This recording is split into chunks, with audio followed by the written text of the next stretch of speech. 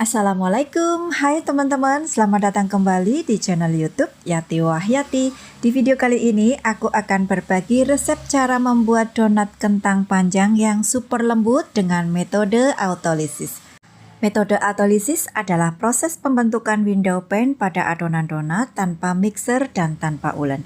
Meski tanpa mixer dan ulen, adonan donatnya sudah langsung bisa membentuk window pane yang kokoh. Dengan menggunakan metode ini tentunya membuat donat jadi lebih mudah dan hemat listrik karena penggunaan mixernya tidak terlalu lama. Jadi bisa lebih awet juga mixernya ya. Yang penasaran bagaimana resep dan cara membuatnya? Ikuti videonya sampai selesai. Yang suka dengan video ini jangan lupa untuk like, komen, dan subscribe dulu ya. Dan tanpa berlama-lama yuk langsung saja kita buat sama-sama. Oke, langkah pertama, siapkan gelas takar, masukkan 1 butir telur utuh dan 1 kuning telur. Gunakan telur ukuran sedang dengan suhu ruang. Tambahkan air 40 ml. Nah, seperti ini, lalu masukkan 50 gram gula pasir dan setengah sendok teh garam halus. Kemudian aduk sampai tercampur rata. Nah, kalau sudah, larutan telur kita sisihkan dulu. Siapkan wadah berbeda, masukkan 300 gram tepung terigu protein tinggi. Kemudian masukkan larutan telurnya. Lalu aduk dengan spatula. Agar lebih mudah tercampur rata, di sini aku akan uleni saja dengan tangan.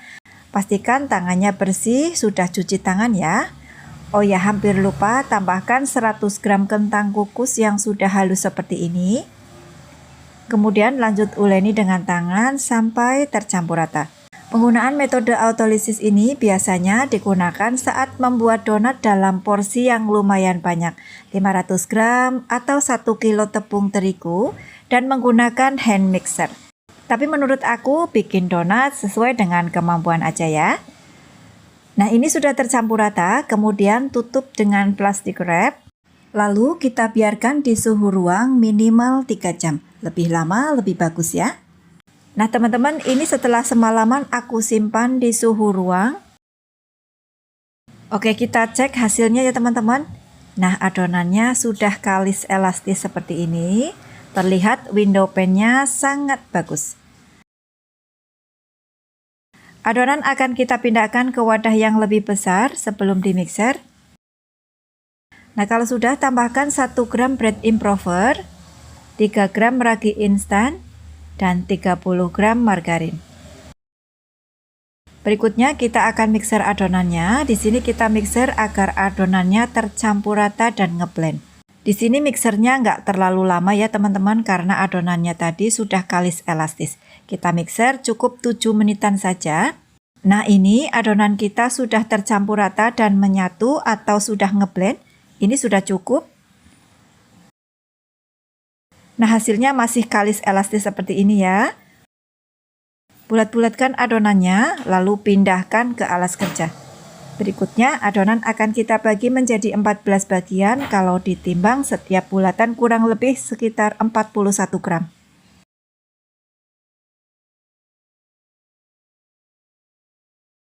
Teman-teman, adonan sudah selesai kita bagi menjadi 14 bagian seperti ini. Kemudian ambil adonan pertama, sambil dipadatkan kita bulat-bulatkan adonannya. Kemudian cubit-cubit agar adonannya benar-benar rapat ya. Lalu rounding sampai bulat mulus. Nah, kalau sudah, adonan akan kita sisihkan di box tertutup seperti ini. Oke, semua adonan sudah selesai kita rounding, kemudian kita tutup boxnya. Kita akan istirahatkan adonannya kurang lebih selama 15 menit. Nah, setelah 15 menit, kita ambil satu adonan yang pertama, letakkan di alas kerja, kemudian pipihkan memanjang dengan bentuk persegi panjang. Dan untuk ujung bagian bawahnya kita tipiskan. Lalu lipat adonannya mulai dari atas. Jangan lupa untuk bagian sambungannya yang masih terbuka kita rapat-rapatkan agar saat digoreng tidak bocor. Oke, kalau sudah lipatan adonan kita pipihkan lagi tipis-tipis dengan rolling pin agar terbentuk bulat loncong.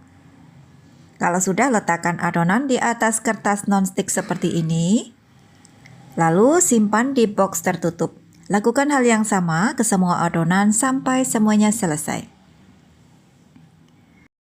Nah ini setelah selesai semua, kita tutup boxnya, kita proofing adonannya kurang lebih selama 1-2 jam sesuaikan dengan cuaca di daerah masing-masing. Teman-teman, ini setelah 1 jam adonan kita proofing, hasilnya sudah mengembang 2 kali lipat seperti ini. Kita buka tutup boxnya, kemudian kita proofing lagi sambil diangin-anginkan selama 30 menit sebelum digoreng.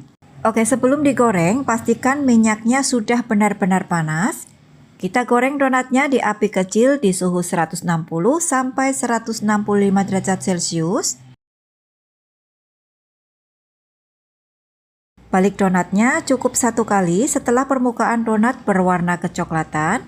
Nah, setelah kedua permukaan golden brown seperti ini, artinya donat sudah matang. Angkat lalu sisihkan. Nah ini donat sudah selesai kita goreng semua. Setelah dingin selanjutnya kita belah donatnya menjadi 2 bagian, tetapi tidak sampai putus. Nah seperti ini.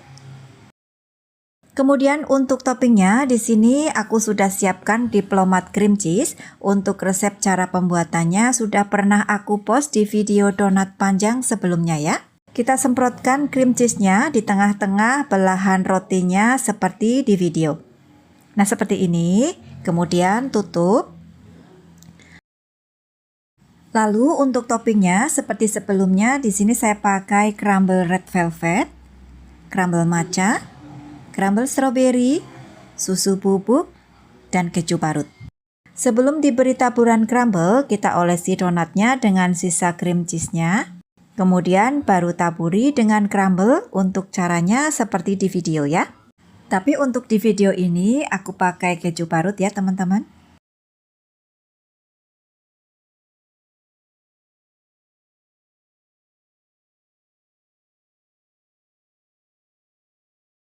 Nah hasilnya seperti ini teman-teman. Pesanan 14 donat panjang cream cheese dengan topping crumble warna-warni yang hasilnya sangat menarik. Selanjutnya kita kemas donatnya dengan mika hotdog seperti ini. Untuk 1 pieces aku jual dengan harga 7.500 atau sesuaikan dengan modal masing-masing. Nah di video ini donatnya maaf sekali tidak aku cicipi ya karena ini pesanan semua. Nah teman-teman, akhirnya resep donat panjang dengan metode autolisis selain lebih mudah dan hemat listrik, hasilnya juga cantik, lembut, empuk, dan anti gagal. Donat panjang dengan isian cream cheese-nya enak banget. Isian krimnya dijamin bikin nagih. Terima kasih sudah melihat videonya hingga akhir. Selamat mencoba. Wassalamualaikum warahmatullahi wabarakatuh. Dadah!